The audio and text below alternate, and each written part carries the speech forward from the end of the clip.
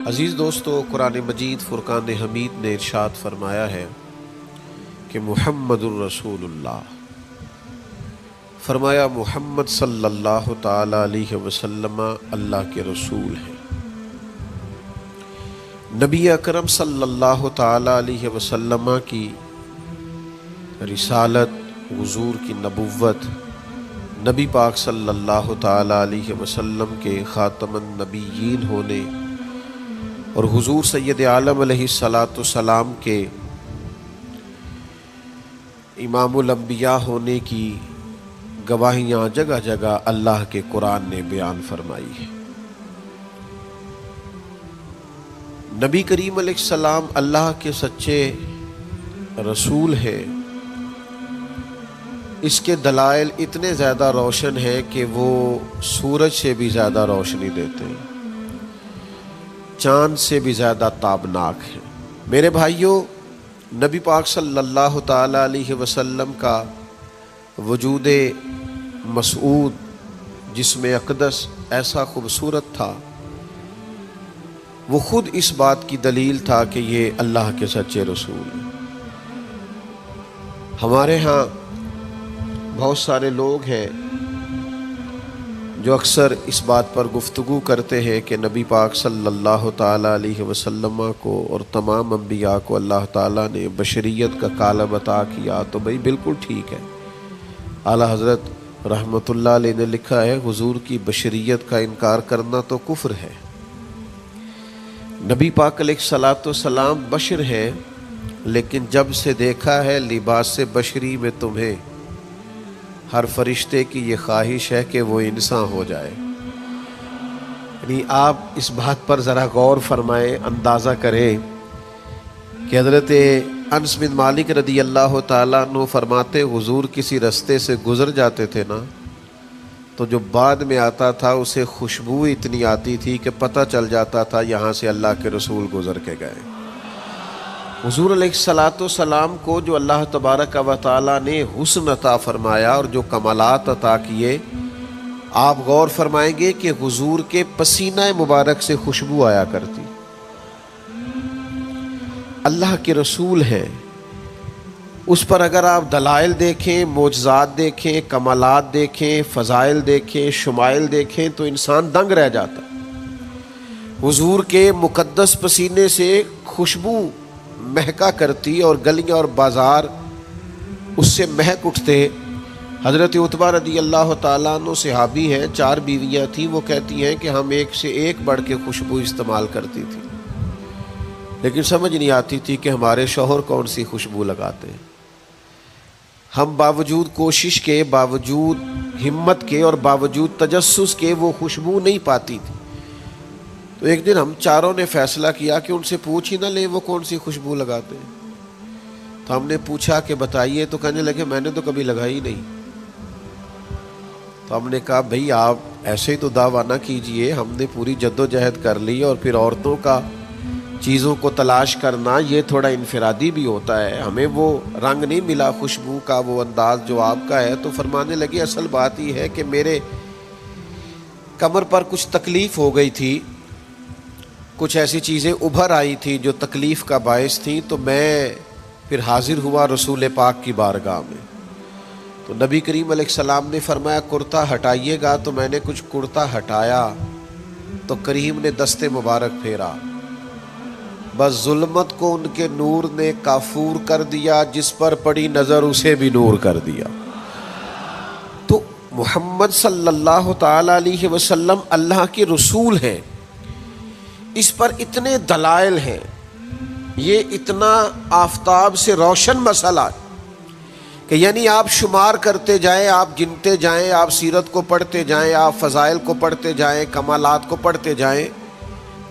تو مرحوم اعظم چشتی کا ایک جملہ اتنا فٹ آتا ہے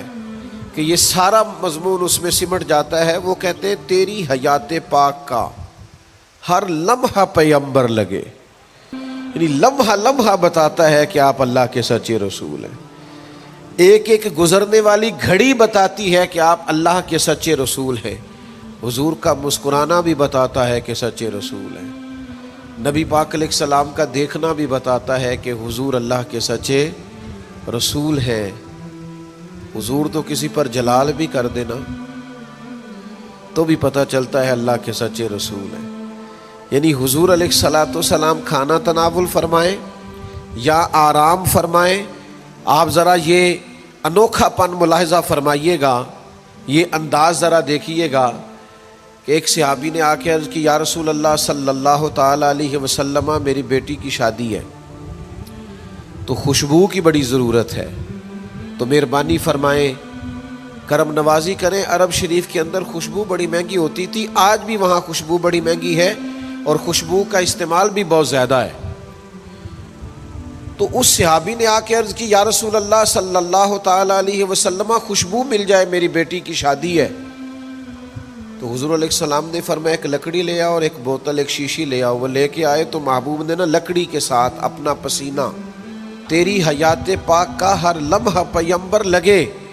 حضور نے وہ پسینہ مبارک اتار کے اس شیشی میں ڈال دیا، فرمایا جا جا کے استعمال کر، اللہ تبارک و تعالی بہترین خوشبو عطا کرے گا۔ حضور علیہ السلام کا سارا وجود نور، یعنی ہمارے ہاں کسی آدمی کے منہ سے تھوک نکلے یا لعاب نکلے تو لوگ اس سے گھن محسوس کرتے ہیں، جگہ جگہ لکھا ہوتا ہے تھوکنا منع ہے، لیکن نبی کریم اگر لعاب دہن لگا دینا مولا علی کی آنکھوں پر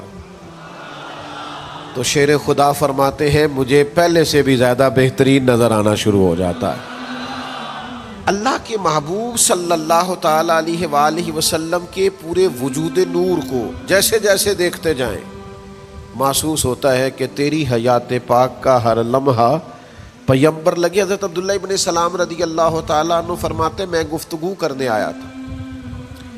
حضور علیہ السلام کے دین کے بارے میں کچھ معلومات کرنے آیا تھا، اور میں تورات کو پڑھنے والا تھا، اہل یہود کے علماء میں سے آپ کا شمار ہوتا تھا، اپنے کچھ لوگوں کے ساتھ آئے۔ فرماتے ہیں نبی کریم صلی اللہ تعالیٰ علیہ وسلم اونٹنی پر تشریف فرماتے اور صلہ رحمی کے متعلق کچھ گفتگو کر رہے تھے۔ میں نے حضور کی گفتگو سنی۔ محبوب کا لباس مبارک مہنگا نہیں ہوتا تھا پر نہایت ہی اجلا ہوتا تھا، نہایت سادہ ہوتا تھا، نہایت باکمال ہوتا تھا۔ فرماتے میں نے اونٹ پر بیٹھے ہوئے محبوب کے لباس کا، بات کرنے کا، نفاست کا، ہاتھ اٹھانے کا وہ انداز دیکھا، اور جھکی جھکی نظریں اور معصوم لہجہ اور گفتگو میں سلاست اور روانی اور ٹھہرے ٹھہرے جملے اور لفظوں کا وہ ایک خوبصورت ریدھم۔ فرماتے ہیں وہ سارے انداز میں نے دیکھے تو میں جو بات کرنے آیا تھا مجھے بھول ہی گئی، لباں تے موراں لگیاں، بولن دی جاچ ہی بھول گئی، ایتھے زباناں تائیں کھولن دی جاچ بھول گئی۔ فرماتے ہیں میں کوئی بات ہی نہ کر سکا، جیسے ہی محبوب کے قریب گیا میں نے فوراً عرض کیا مجھے کلمہ پڑھا دے، میں مسلمان ہونا چاہتا ہوں۔ یہ آج جو لوگوں کی طبیعتیں الجھ سی گئی ہیں نا، آج یہ جو بے شمار باتیں، بے شمار گفتگو، سوشل میڈیا کا بے دریغ اور بے ہنگم استعمال اور ذہن کو ہر وقت تھکائے رکھنا اور طبیعت کو ہر وقت اوور تھنکنگ کرتے کرتے اپنے آپ کو پریشان کر دینا، یہ جو ساری بے چینی ہے، یہ جو سارا اضطراب ہے، یہ جو ساری ہماری طبیعتیں الجھ سی گئی ہیں، ہر آدمی کو دوسرا دشمن نظر آتا ہے اور ہر ایک کو دوسرا اپنا مخالف دکھائی دیتا ہے، اور معاشرے کے اندر بسنے والا ہر آدمی لالچی دکھائی دیتا ہے، محسوس ہوتا ہے سارے شہرت کے لیے لگے ہوئے ہیں، سارے اقتدار کی جنگ لڑ رہے ہیں۔ یہ جو ہماری ساری بدگمانیاں ہیں اس کی بنیادی وجہ یہ ہے کہ ہم ادھر ادھر تو کھل کے دیکھتے ہیں، اپنے محبوب کی بارگاہ کی طرف نہیں دیکھتے۔ ہم جب حضور علیہ السلام کی پرکیف شخصیت کو دیکھیں گے، فضائل دیکھیں گے، کمالات دیکھیں گے، معجزات دیکھیں گے، نعت پاک کی طرف توجہ کریں گے، اخلاق عالیہ کو دیکھیں گے، حسن کردار کو دیکھیں گے، دنیا میں وہ لوگ بڑے عظیم ہوتے ہیں جو نبی پاک علیہ السلام کی محبت میں پوری طرح محو ہو جاتے ہیں۔ آپ یقین کریں جو دروازہ رسول تک پہنچ جاتے ہیں ان کا سفر ہی ختم ہو جاتا ہے، جو حضور کی بارگاہ تک پہنچ جاتے ہیں ان کے ذہن کی مشقت پھر ختم ہو جاتی،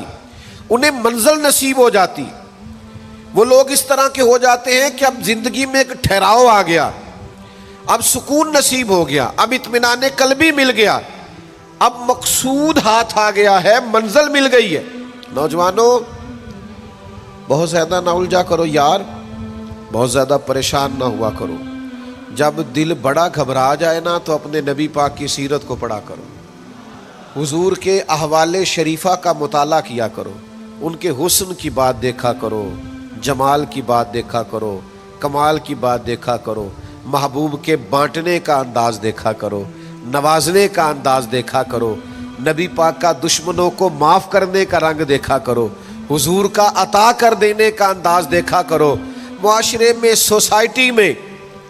ہر طرف بے راہ روی ہے، سارے دشمن ہیں،